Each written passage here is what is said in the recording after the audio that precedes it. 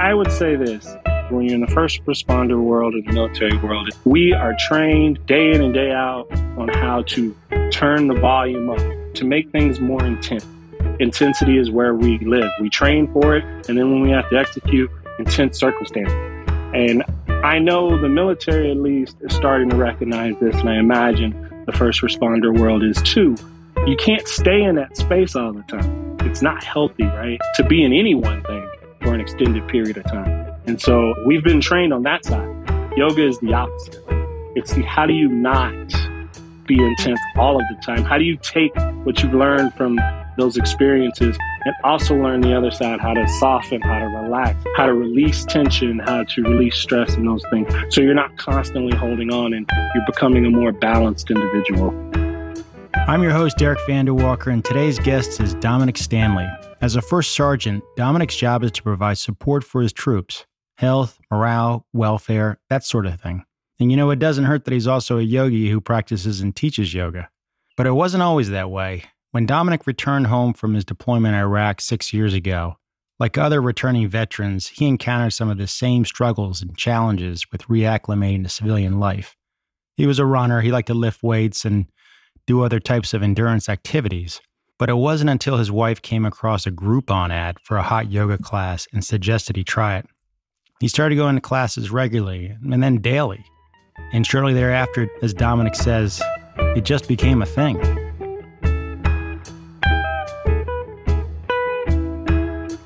So Dominic Stanley, welcome to the show and thanks for joining us. Hey, it's a pleasure to be here, Derek. Happy to be here. Awesome. So tell us a little bit about yourself and your connection with the military. Yeah, so I'm a lot of different things. Dad, father. As you know, I'm currently in the Air National Guard. I am a first sergeant in the Air National Guard. So my job primarily is to provide unit support for health, morale, welfare, things of that nature. And since I'm on your podcast, in case your listeners aren't aware, I'm a yogi, right? So I teach and do yoga. So tell us a little bit about how you got into yoga. What were the circumstances of your life? What were you doing? Was there an individual or an event that brought you to the practice? Yeah, actually, 5-6 years ago now almost, I was deployed, went to Iraq, came back, kind of struggled and dealt with some of the challenges that are associated with returning home. And I've always been big into fitness, so weightlifting, running, any type of endurance. So I was already doing things like that before I found yoga. But my wife happened to come across a Groupon, and she said, hey, there's this hot yoga place that's by your work. You should check it out. And that kind of sent me in the direction of yoga. And I started going to class, and then I started going to class every day, and then it just became a thing. And then I started teaching shortly thereafter. So what drew you to it? Was it more about the physical aspect, or was there something more about, you knew that there'd be more to it than just the fitness? No, it was all fitness, right? I took it because I was a big runner and did a lot of endurance running as well. And so I naturally, like most people, tight, stiff, thought it'd be a good idea to loosen up some muscles and to kind of just get some good quality stretching in. And so I came to the practice for the physicality of it and really enjoyed the challenges. And then I found the other components that the practice offers. So tell me a little bit about when you got into yoga, you looked to get ultimately trained to teach, correct? Well, I didn't start off with that in mind. I became a really good student first, right? So I go to class regularly, consistently, progressing along the way. And my mentor / teacher at the time, I feel like she saw something in me and she presented the option and said, hey, have you ever considered teaching? And I said, well, I haven't considered it, but let me think about it, right? And as I sat and kind of did my pros and cons list, right, of figuring out, is this a good idea? I found a lot of synergies there with everything in my life in the yoga practice. And I also understood how much it had changed my life. So I felt if I could give people the opportunity to have that wouldn't be a bad thing. And back then, what was the style or type of yoga that you were doing and then ultimately got trained in? My original training comes from a Bikram background. So I was doing hot yoga. And I will say that probably has to do with just the nature of my personality. I like to do intense things. And if you've ever taken a hot yoga class, it's an intense experience for some. So that was a component of it. So I was originally trained from the Bikram lineage. And so that's kind of how I started. But as I went down the rabbit hole, I picked up a few other things along the way with some Ashtanga, Rocket, different things like that. So let's hit some of those. So you're certified, you did your 200-hour teacher training in Bikram or a version of Bikram. What else did you pick up along the way? So I'm certified in Rocket Yoga, which is an offshoot from Ashtanga. So again, heavily vinyasa-based practice, lots of options for handstands and pretty weird things. And I think that helped me to explore that part of the practice. And then I also got trained in iRest Yoga Nidra for meditation because I started using it and wanted to further that along with my Warriors at Ease certification. And then I also have a functional mobility certification as well. So I picked up a few different things to kind of layer on top of just the traditional yoga practice. It gets a little addictive when you start learning about how this connects to that. And pretty soon it's Pilates, it's yoga, it's mobility, it's, it's psychology, it's a little religion. And, so I hear you. So when did you do the Warriors at Ease training? And did you do both levels or one level? Or can you tell us a little bit about that? Yeah, so I did the Warriors at Ease training. I want to say it's been a couple years back when I did that. It was early on when I started teaching. It was one of the first certifications I wanted to get because the veteran population and audience is near and dear to my heart. Number one, because I'm part of it. But number two, I know how much it's helped me progress and definitely wanted to have and understand what it's like to be in a yoga room coming from that background. So Warriors at Ease was one of the first certifications I got. It's my level one. Life hasn't given me an opportunity for level two yet, but hopefully in the coming year, we'll see that happen. So yeah, I found out about iRest through Warriors at Ease, and then that sent me down that rabbit hole, and that's how I found iRest and started that. So tell us a little bit about what you learned from Warriors at Ease, and how has that experience helped you in your practice and also helping in teaching? Yeah, I think the primary thing I learned about and really got my eyes attuned to was the idea of trauma and how that presents in a human being, which it's a very complicated answer, but the signs to look out for, the things to be sensitive to, the environment, the way as a teacher you have to navigate a space differently with individuals that kind of have been through something, which pretty much is everyone, right? For the most part. And so it made me more empathetic to that and helped me to connect the dots from my military life to my yoga life. Like I understood those things in the context of the military and what they've trained me. But it's funny how when you're kind of in two different worlds, you don't recognize how they overlap until something kind of helps bridge that gap. And that's what Warriors at Ease did for me. So on that note, how would you say the practice of yoga is relevant for the military community and first responder community as well? Yeah, I would say this. The one thing you can know for sure when you're in the first responder world or the military world is we are trained day in and day out on how to turn the volume up, to make things more intense. Like we, by nature, intensity is where we live. We train for it. And then when we have to execute, intense circumstances. And I know the military, at least, is starting to recognize this. And I imagine the first responder world is too. You can't stay in that space all the time. Like you just, it's not healthy, right? To be in any one thing for an extended period of time. And so we've been trained on that side. Yoga is the opposite, right? It's the how do you not be intense all of the time? How do you take what you've learned from those experiences and also learn the other side, how to soften, how to relax, how to release tension, how to release stress and those things. So you're not constantly holding on and you're becoming a more balanced individual as a result. And that's not just when you're done with your service. That's while you're in service and just living your day to day, right? Yeah, absolutely. Like, because eventually the volume goes so loud, you can't turn it down, right? For some, it's not everybody's experiences, but you get stuck in that state. And so you don't know how to shift out of that state. So you're constantly revving, you're constantly turned up, your nervous system is constantly activated, and your body's just not designed to live there. It's designed to visit, but it's not designed to. And even chronic stress over time still will wear down on your body and your mind. Absolutely. So how are you currently sharing and practicing yoga? Currently, I teach here in my local area. I have a home studio practice there here where I teach over at a studio here. And then I teach online through an organization called Own Practice. They're a really awesome veteran focused organization. So I offer my services there online. And then I have some YouTube classes.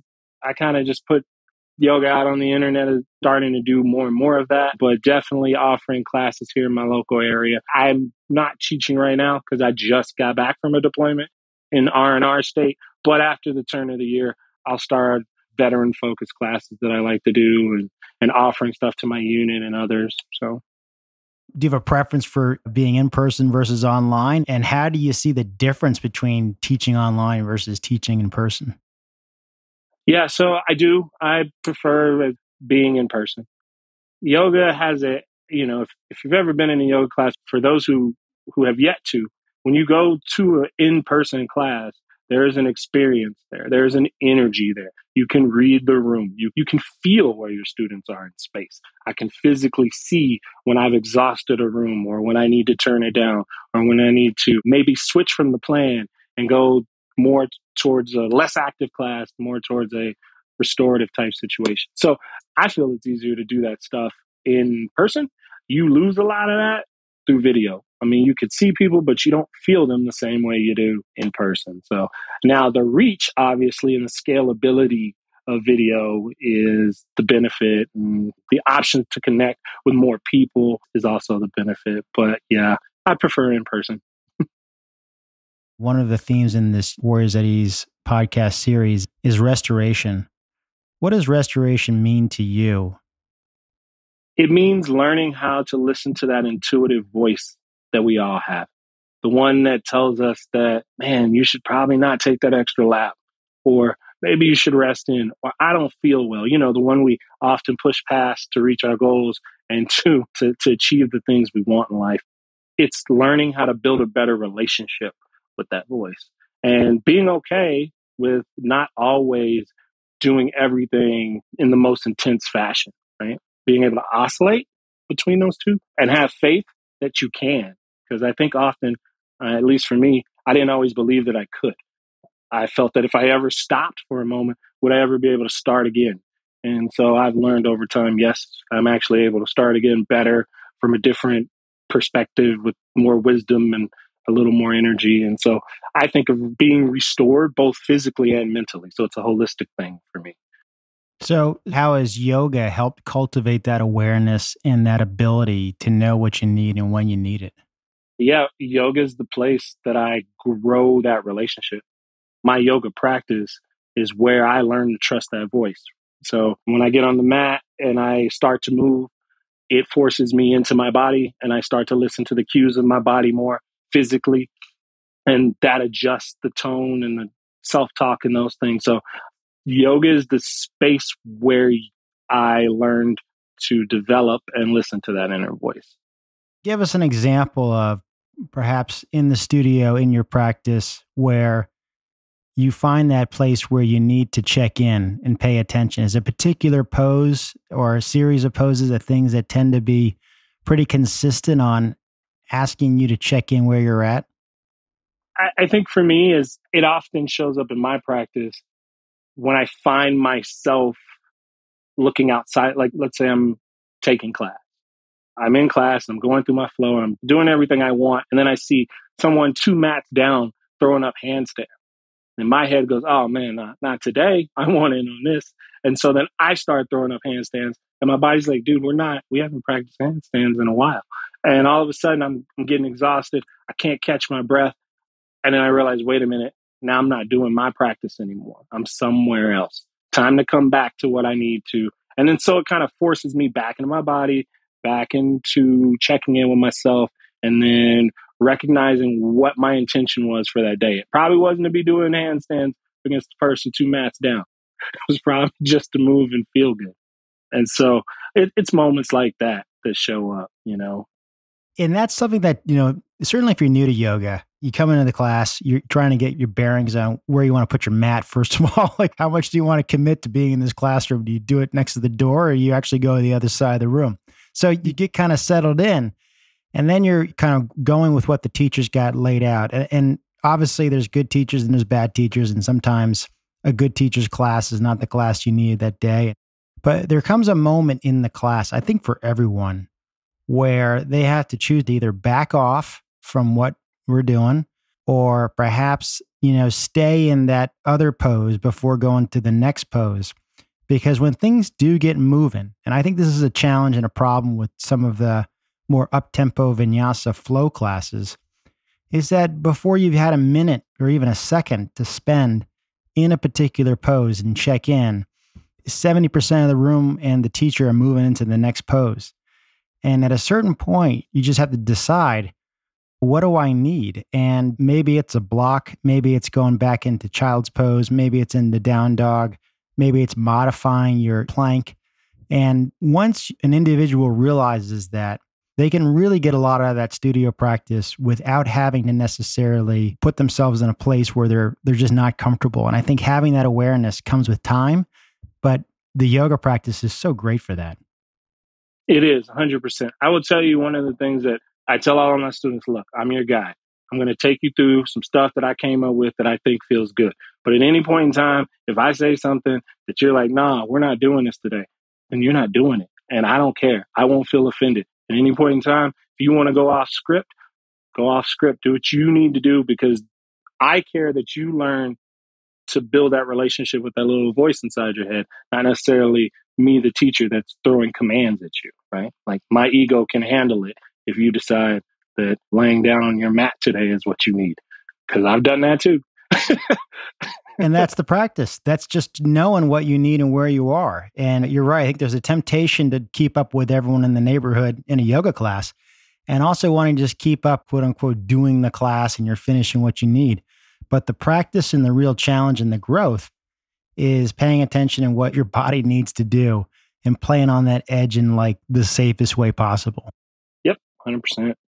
I know in the military community, which everyone seems to see as being a very masculine community, but how would you define masculinity specifically within the military community? Yeah, I mean, at least how I've seen it show up, and by no means is this the right answer, but I've seen it show up often as, the tough as nails, can handle any challenge, won't back down, won't cry, can lift the heaviest of all things, make the loudest of all noises. Like, the, somewhat stereotypical image you would see of guys being guys, right? And so I think that's very prevalent still in the culture of the military. That is a strong area of how it shows up, both as a civilian and as a military member. I see that for most guys. I always see it when people find out I'm a yoga teacher. Like, oh, you're a yoga teacher. Comes off very snooty, judgy, I would say, right? Like, who does yoga? Like, you do yoga? Why would you do yoga? And I'm like, yeah, well, come to my class. And then, well. So surprisingly, a lot of guys in the military community are doing and beginning to do yoga. How do you think yoga is changing the definition of masculinity? Well, I think it comes full circle with what I've kind of alluded to earlier in the conversation, and also what I've experienced myself. I think guys are starting to understand that they can be both. Like, there's space in their humanity for them to be tough and to be strong and to be the warrior, and to also be like, man, I'm going to go over here. I'm going to sit and breathe. I'm going to pause. I'm going to work on my mind a little bit, the way I work on my body. I was thinking along this lines earlier today. We spend so much time on the physical. We have goals. We write them out. We're ready to go. We know what our PRs are going to be in the gym. We have it down to a science. And yet we just casually pretend like we're going to learn how things work inside of our mind without a plan. And we don't kind of take that same energy and those same efforts and apply it towards calming our nervous system, learning how to breathe diaphragmatically, learning how to meditate, learning how to move slowly and to work intricate muscles that usually don't get touched. Like, we don't often thread that needle because we're like, who needs that? But, we do. We all do. I feel like in a lot of ways, things are changing quite quickly for what it means to be a man, or how to be a man in sort of a 21st century evolving world. And like, you can't punch stress in the face all the time. It's something that everyone lives with. And I'm curious to get your perspective. For me, I think we have to evolve, men and women, all of us have to be evolved to a place where you're mindful of your emotions, you're aware of your stress levels changing, and you're gracefully navigating that experience in a way that isn't self-destructive or destructive around everyone around you. And you're able to find that balance and restore. What are your thoughts on that idea? I think that's 100% where I'm at. I've watched my own masculinity evolve, right? Like I have a different relationship with it. I'm the inverse of kind of the old typical stuff that's now changing. I'm definitely more in touch with my feminine, my softness, like all those pieces. I was in touch with that first. And so then I had to go learn all the other stuff. And so I kind of reverse engineered it a little bit. But I think that ultimately, holistically, I think and I hope that men are starting to realize like we don't have to be one dimensional. We can be a spectrum of things, right? The same hands we use to hurt are the same hands we can use to heal. Like it's all in the same, but we just have to know that number one, it's okay. And number two, we aren't weaker for it. If anything, we're stronger because we know what we're capable of. We don't have to prove that to anybody, but we also know how to love and how to be compassionate and how to be caring. I feel like you said, I think folks are starting to realize like, oh man, we need to care for men a little differently than we used to. We can't just ask them to beat their heads against the wall and just suck it up and deal. We're not in that world anymore. We're in a world where feelings exist. And yes, we need to talk about them and we need to process them so that they can help us as they were meant to do rather than hinder us as we allow them sometimes to do. So you and I both know that yoga is great for everyone. Mm-hmm. We also know we're having this conversation because we both believe that more guys should get into yoga to take care of their stuff and take care of their life. Why do you think there's less men doing yoga than women today? I know those numbers are changing. And what might be a factor in why men can't sustain a yoga practice? I would say the number one reason there aren't more men doing it is typically the same reason most people aren't doing stuff. Fear, right? I think there's a big fear component. You're worried about what people are going to say if you go do yoga. It's out of your comfort zone in most cases, right? It's those factors. Those are the common barriers to things. And I think if you start there and then you add on the other layers, finding a teacher that you like and a studio that you feel comfortable in and a space that you want to go to, well, that's a small investment of time. Like you got to have at least a simple desire. It's easier if you have someone in your life that's already going and, you could tag along or they can drag you along, as I've often seen, right? Like, hey, my boyfriend came because I come to the studio, right? Yeah, this is date number 4. He has to do this, right? Exactly. I've had a few of those show up over the years. I totally welcome it. But it's a little bit of an upfront investment, number one. And then number two, I always tell people yoga is good medicine, but it's slow medicine. It takes a little time. Like you can't just go there once and be like, man, like I sucked. I'm never coming back. Yeah, well, you're supposed to suck, number one, usually on the first class. And you need to go back and continue at it and allow it to do its work. And then it will help you to work through a whole bunch of stuff that you might not have been aware of that you needed to even work through. So it'll help uncover stuff. Yeah. When we caught up a couple of weeks ago when we were first having a talk, you mentioned something I want to share back here and I want you to explain it. You said the longer you practice yoga, the more compassionate of a human you are. What did you mean by that? So I've seen this in my own life. I've seen it happen to my students. I've seen it happen to my wife when she started practicing. Anybody who spends long enough on their mat, working with themselves and their thoughts and their breath and all the combination of factors, over time, they tend to just become more compassionate with themselves. The byproduct of becoming more compassionate with yourself is that you become more compassionate with everyone around you. Because when that little voice shows up in your head that's telling you how come you've done this for 4 classes now and you're not perfect, rather than you going down the rabbit hole of agreeing with that, you learn to breathe through it. You learn to redirect that thought. You learn to realize that if you just stay with the pose just a bit longer, that thought will change.